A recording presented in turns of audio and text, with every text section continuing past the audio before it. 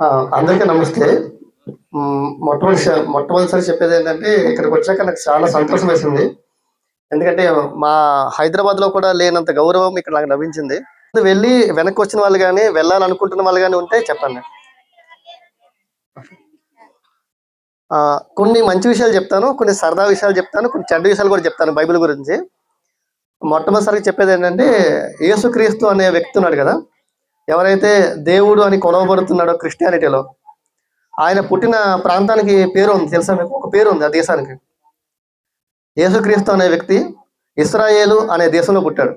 ఇప్పుడు యుద్ధం జరుగుతుంది కదా, ఇరాన్ ఇజ్రాయెల్ యుద్ధం జరుగుతుంది కదా, ఆ ఇజ్రాయెల్ అనే దేశంలో పుట్టాడు. ఇప్పుడు మన దేశంలో రాముడు పుట్టాడు. రాముడికి అయోధ్యలో గుడి ఉంది.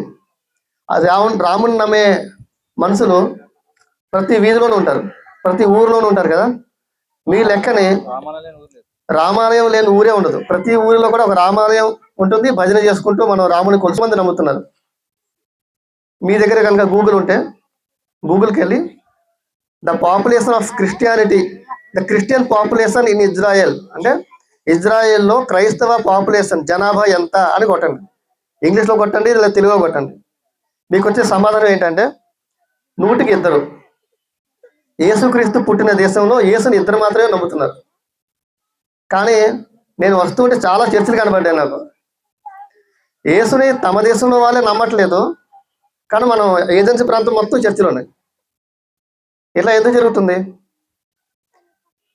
ఒకటి ఏంటంటే, వాళ్ళకి యేసు గురించి మొత్తం తెలుసు, మనకు యేసు గురించి మొత్తం తెలియదు. అంటే యేసు గురించి పూర్తిగా తెలిసిన వాళ్ళు యేసుని వదిలేసి చాలా కాలం అయింది.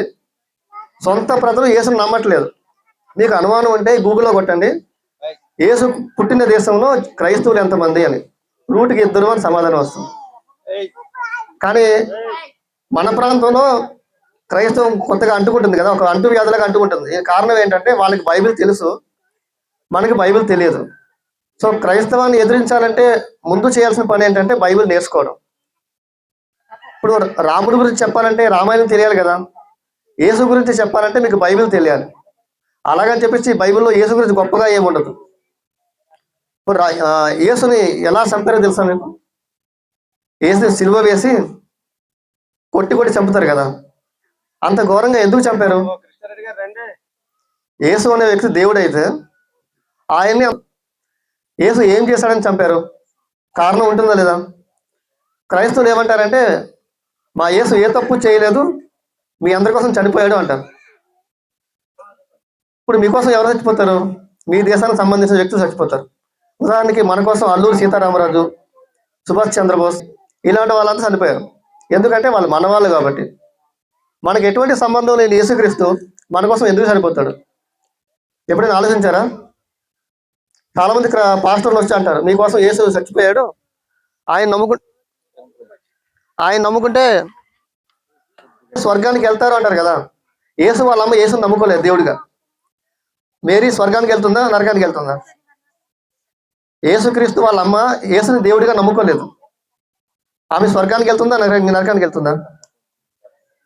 సమాధానం చెప్పండి. యేసుక్రీస్తు వాళ్ళ అమ్మ యేసుని దేవుడిగా నమ్ముకోలేదు. ఆవిడ స్వర్గానికి వెళ్తుందా, నరకానికి వెళ్తుందా? యేసుక్రీస్తు వాళ్ళ తాత యేసుని దేవుడిగా అంగీకరించలేదు.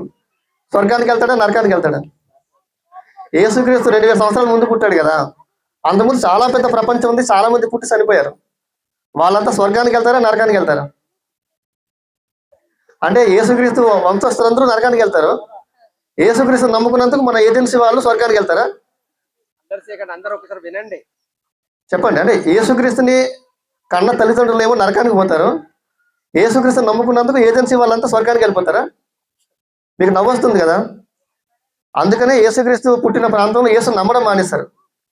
ఇప్పుడు అంబేద్కర్ గారు ఉన్నారు కదా, మనకు రాజ్యాంగం రాసిన వ్యక్తి, ఆయన స్వర్గానికి వెళ్తాడా, నరకానికి వెళ్తాడు? అల్లూరి సీతారామరాజు గారు స్వర్గానికా, నరకానికా? మనం స్వర్గానికే అంటాం, ఎందుకంటే మంచి పని చేసేవాడు స్వర్గానికి వెళ్తాడు, చెడ్డ పని చేసేవాడు నరకానికి వెళ్తాడు. కానీ బైబిల్ అలా ఉండదు. నువ్వు ఎంత రేపిస్ట్ అయినా, శాడిస్ట్ అయినా, కోపిస్ట్ అయినా, దొంగోడు అయినా, మర్డర్లు చేసినా, మానభంగాలు చేసినా యేసుని నమ్ముకుంటే స్వర్గానికి వెళ్తావు. ఇది కరెక్టేనా? అంటే మన ధర్మం ఏం చెప్తుంది? నీతిగా న్యాయంగా బతికేవాడు మాత్రమే స్వర్గానికి వెళ్తాడు, లేదంటే చివరికి ఏ పురుగుగానో కుక్కగానో ఒక్కొక్క నక్కగానో పుట్టి నాశనం అయిపోతాడని చెప్తుంది కదా. కానీ బైబిల్ అలా కాదు. నువ్వు ఎంత పాపిస్ట్ అయినా సరే యేసుని నమ్ముకుంటే స్వర్గానికి వెళ్ళిపోతావు. సో ఇది మనకు వెంటనే నవ్వు వస్తుందంటే మనకి జ్ఞానం ఉందని అర్థం. ఎవరికైనా జ్ఞానం లేకపోతే అటు పడతారు. సరే, ఇప్పుడు మన ఊర్లో చాలా చర్చలు దశమ భాగం అని చెప్పి మీ జీతంలో 100కి 10 రూపాయలు నొక్కే దొంగిలించమని మీరు అడుగుతారు. 10వ భాగమును ప్రతిష్టార్పణమును ఇయ్యక దొంగిలితిరి. ఎలా దొంగిలించారంట? 10వ భాగమును ప్రతిష్టార్పణమును ఇయ్యక దొంగిలితిరి. అంటే దేవుడికి ఇవ్వాల్సిన గొర్రె పిల్లని బలి ఇవ్వలేదని, దేవుడికి ఇవ్వాల్సిన 10% దశమభాగం ఇవ్వలేదని మీరు దొంగతనం చేశారంట. అంటే దేవుడు మిమ్మల్ని దొంగ అంటున్నాడు అన్నమాట. దొంగ అంటే ఏంటి? ఆయన తింటాడా? ఆ దశమభాగాన్ని పాస్టర్ గారు నొక్కేసి ఆయన కొడుకుని అమెరికాలో చదివించుకుంటాడు. చదివించుకోవడానికి మీరు సహాయం పడలేదు కనుక మిమ్మల్ని దొంగ అని ముద్ర వేస్తాడు. ఉదాహరణకి ఈరోజు మీరు చర్చికి వెళ్ళారు, పాస్టర్ గారు ఏమంటారంటే దశభాగం తెచ్చావమ్మా అంటాడు. లేదు గురుగారు, ఈరోజు మా అబ్బాయికి ఫీజు కట్టాలి, ఆ 10% డబ్బులు అటు వేసానంటే నువ్వు దొంగ అయిపోయావమ్మా అంటాడు. నువ్వు నరకానికి పోతావమ్మా అంటాడు. దేవుడి డబ్బు దొంగతనం చేయొచ్చా అంటాడు. మీకేమనిపిస్తుంది? అయ్యో దేవుడి డబ్బు కదా, హుండీలో వేద్దామని మీరు హుండీలో వేస్తారు. ఆ డబ్బు మన దేవాదాయ శాఖకి వెళ్దాం. ఎందుకంటే చర్చిలు టెంపుల్స్ కాదు కదా. మన దేశం ఆలయాలకు మాత్రమే మనం కట్టే డబ్బు ప్రభుత్వానికి వెళ్తుంది. చర్చిలో వేసే డబ్బు అంతా పాస్టర్ గారికి వెళ్తుంది. పాస్టర్ గారి కుటుంబం, పాస్టర్ గారి ఫ్యామిలీ, ఆయన కొడుకు హ్యాపీగా తిని అమెరికాలో చదువుకోవడానికి మీరంతా కష్టపడిన సొమ్ము అంతా ఆయనకి వేస్తూ ఉండాలి. దీనికోసమని ప్రతి ఊరిలో ఒక చర్చి కట్టి మిమ్మల్ని మతం మార్చి బ్లాక్మెయిల్ చేసి మీ దగ్గర డబ్బు నొక్కేస్తూ ఉంటారు.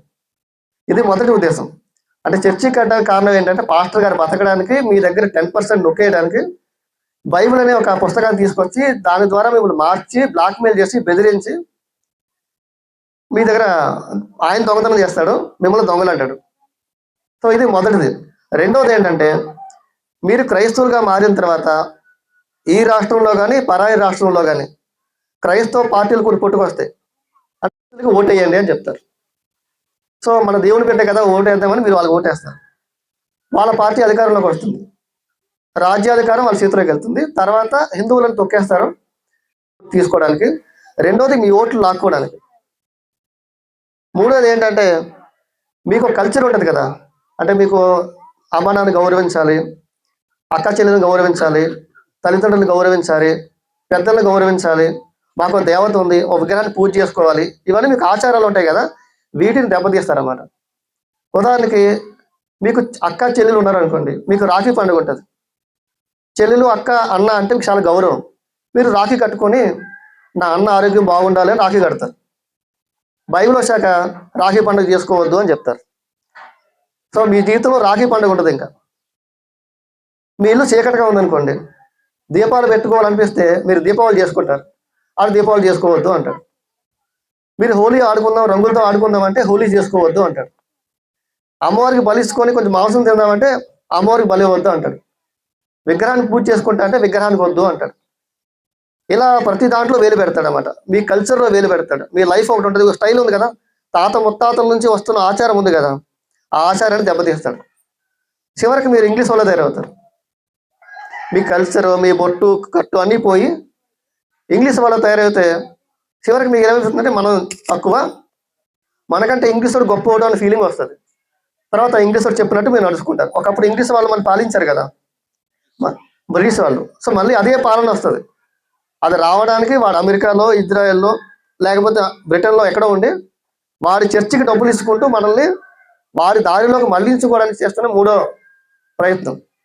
సో ఒకటి డబ్బు దొంగతనం చేస్తాడు మీ దగ్గర నుంచి, మీ కల్చర్ దొంగతనం చేస్తాడు, మిమ్మల్ని బానిసత్వంలో నెట్టడం కోసమని ఈ రాజకీయంగా వాడుకోవడానికి ఇలా చేస్తూ ఉంటారు. సరే, బైబిల్లో ఏమైనా మంచి విషయాలు ఉన్నాయా అని ఒకసారి నేను పోస్ట్ పెట్టాను ఫేస్బుక్లో.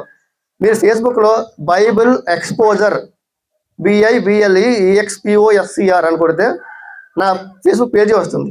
యూట్యూబ్లో కూడా బైబిల్ ఎక్స్పోజర్ అని కొట్టండి, నాది వస్తుంది. BibleExposure.com అని నాకు వెబ్సైట్ వస్తుంది. మీరు నన్ను ఏ విధంగా చేరుకోవచ్చు. అక్కడ బైబిల్ గురించి క్లియర్గా ఉంటుంది. ఎంత దరిద్రంగా ఉంటుందంటే కనీసం కొన్ని వచనాలు ఇక్కడ అక్క చెల్లెలు ఉన్నారు, నేను వాళ్ళకి చెప్పలేను అన్నమాట.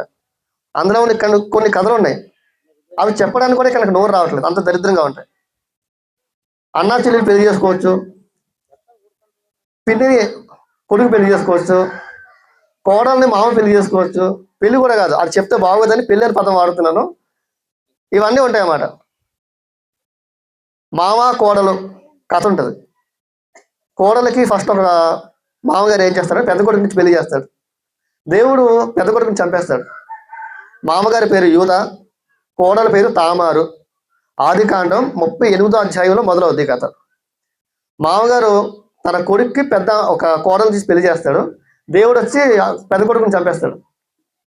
వెంటనే ఈ మామగారు ఏం చేస్తాడు, రెండో కొడుకు నుంచి పెళ్లి చేస్తాడు. అంటే ఆల్రెడీ పెద్దోడి పిల్లాన్ని రెండో కొడుకు ఇచ్చి పెళ్లి చేస్తాడు. అర్థమైందా? ఫస్ట్ పెద్దోడు పెళ్లి చేసుకుంటాడు. అంటే ఏమవుద్ది, రెండోడికి ఏమవుద్ది, వదిన అవుద్ది. ఈసారి వదినని వాడు పెళ్లి చేసుకుంటాడు. దేవుడు వీడిని కూడా చంపేస్తాడు. వీడిని చంపేసిన తర్వాత చిన్నోడి నుంచి పెళ్లి చేద్దాం అనుకుంటాడు. ఈయన కూడా చంపేస్తాడేమో భయపడి వాళ్ళు చేయడం అన్నమాట. ఈసారి కోడలు పుట్టింటికి వెళ్ళిపోతుంది. ఇద్దరు భర్తలు చనిపోయిన తర్వాత పుట్టింటికి వెళ్తుంది కోడలు. కోడలు ఖాళీగా ఉంటుంది. ఇక్కడ మామగారి పిల్ల చచ్చిపోతుంది. ఇప్పుడు కోడలు ఏం చేస్తుందంటే ముసుగు వేసుకొని మామగారిని ట్రాప్ చేస్తుంది. ఇక్కడ కోడలు మామగారు కలిసి ఇద్దరు పిల్లల్ని కంటారు. మామ కోడల కథ ఇది. ఆదికాండం 38వ అధ్యాయంలో ఉంటుంది. యూదా తామారు కథ బైబిల్లో ఉంటుంది. ఆ యూదాకి పుట్టిన పిల్లలకి పుట్టినవాడు యేసుక్రీస్తు. యేసుని యూదా గోత్రపు సింహం అని పిలుస్తారు. ఆ యూదా గోత్రం ఎలా మొదలైందంటే మామకి కోడలకి పిల్లలు పుడితే జరిగింది. అంటే మామకి కోడలకి పిల్లలు పుడితే పుట్టినవాడు యేసుక్రీస్తు అన్నమాట. ఆ వంశంలో పుట్టినవాడు యేసుక్రీస్తు. ఇదో కథ. అబ్రహాం అనేవాడు ఉంటాడు. అబ్రహాంకి పిల్లం సారా. ఈ సారా ఎవరంటే వాళ్ళ నాన్న కూతురు. కాకపోతే అమ్మ ఇంకొక అమ్మ అంట.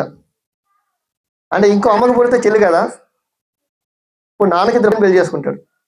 ఒక మాట అంటాడు, ఆమె నా తండ్రి కూతురే కానీ నా తల్లి కూతురు కాదు కదా అంటాడు. ఆమె నాకు భార్య అయ్యింది అంటాడు.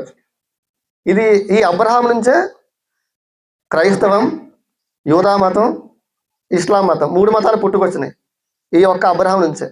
ఇతరు కూడా బైబిల్లో స్టోరీ ఉంటుంది. తర్వాత దావీదు ఉంటాడు. దావీదు అని ఒక మంచి స్టోరీ అన్నమాట. దావీదుకి ఒక కొడుకు ఉంటాడు. వాడు దావీదు కూతుర్నే రేపు చేస్తాడు. వాడు కూడా దేవుడు ఏం చేయడు. ఇందాక ఇంకొకటి ఉంటుంది, లోతు అని ఒక వ్యక్తి ఉంటాడు. లోతు గారు అంటారు మామూలుగా. ఆదికాండం 19వ అధ్యాయం 36వ వచనంలో ఉంటుంది. ఈలాగున లోతు యొక్క ఇద్దరు కూతుర్లు తమ తండ్రి వల్ల గర్భవతులయ్యారు అని అంటారు. తండ్రి వల్ల ఇద్దరు కూతుర్లు గర్భవతులయ్యారు. కానీ దేవుడు ఏం చేయడు. వాళ్ళకి పుట్టిన పిల్లలు పుట్టి పెరిగి పెరిగి పెరిగి తరతరాలుగా అలా వర్ధిల్లుతూనే ఉంటారు. దేవుడు ఆశీర్వదిస్తూనే ఉంటాడు. కనండమ్మా అని చెప్తుంటాడు. ఏం చేయడు అసలు. ఇలా పాపుల కథలన్నీ చెప్పి ఈ పాపాత్మలందరూ రక్షించడానికి యేసుక్రీస్తు పుట్టాడు అన్నమాట. ఇప్పుడు మనకు అవసరమా అంటే, మనం చెప్పుకోలేని కథలు మన ఇంటికి వచ్చి డిస్కస్ చేయలేం. ఇంకా కొన్ని బూతులు ఉంటాయి, ఇక్కడ చెప్పలేను. తర్వాత ఎవరైనా మగవాళ్ళు ఎవరైనా ఖాళీగా ఉంటే అప్పుడు అడగని చెప్తాను. అవన్నీ చదవలేక వినలేక బయట ప్రపంచాల్లో ఇంగ్లీష్ వాళ్ళే సగం మంది వదిలేశారు. యేసుక్రీస్తు నమ్మడం వదిలేశారు. అక్కడ మార్కెట్ అవ్వట్లేదు కాబట్టి, ఇక్కడ అమాయకంగా కొన్ని గొర్రెలు కనపడ్డాయి కాబట్టి మనకు అంటగడుతున్నారు. సో మన ధర్మం వల్లనే సింహాలు అని చెప్తుంది. మీరంతా సింహాలు అంటది, వాళ్ళు గొర్రెలు అంటారు. మీరు సింహాల గొర్రెల? గొర్రె కషాయం అని నమ్ముతుంది, మీరు గొర్రెలు కాదు అని నమ్ముతున్నాను. యేసుక్రీస్తు గొర్రెల కాపరి అంటారు.